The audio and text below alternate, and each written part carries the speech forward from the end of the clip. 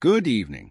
In a significant development signaling the potential thaw in Canada-India relations, both nations announced new high commissioners to each other's countries Thursday.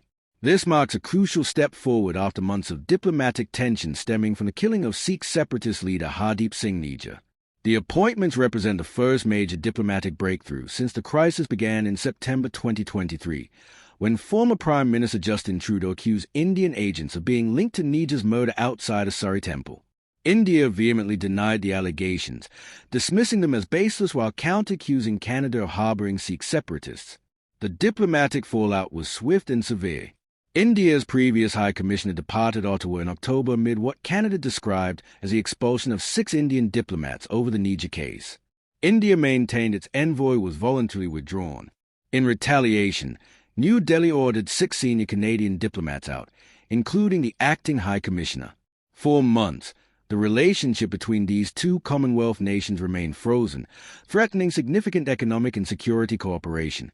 The breakthrough came during the first bilateral meeting between current Prime Minister Mark Carney and Indian Prime Minister Narendra Modi in Canada this June, where both leaders agreed to reinstate senior diplomatic representation.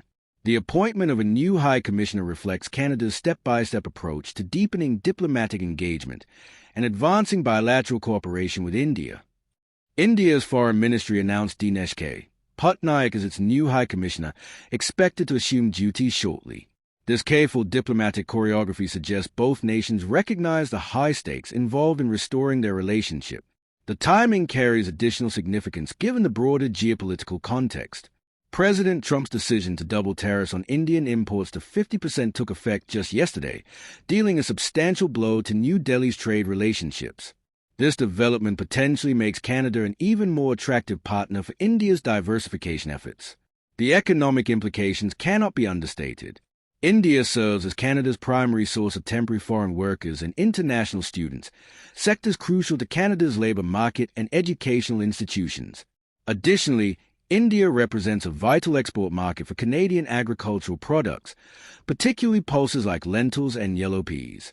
Canada hosts the world's largest Sikh population outside Punjab, creating unique cultural and economic ties but also political sensitivities.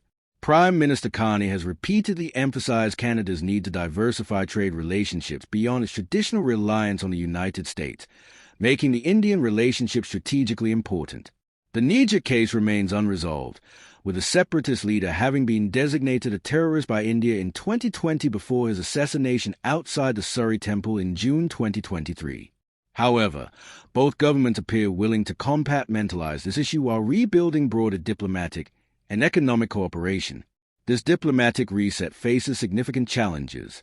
Trust between intelligence agencies remains fractured, and the underlying tensions surrounding Sikh separatist movements haven't disappeared. Both nations will need to navigate these sensitive issues carefully while rebuilding institutional relationships. The success of this diplomatic restart will likely depend on both countries' ability to manage domestic political pressures while pursuing pragmatic cooperation in areas of mutual interest, including trade, immigration, and regional security cooperation in the Indo-Pacific region.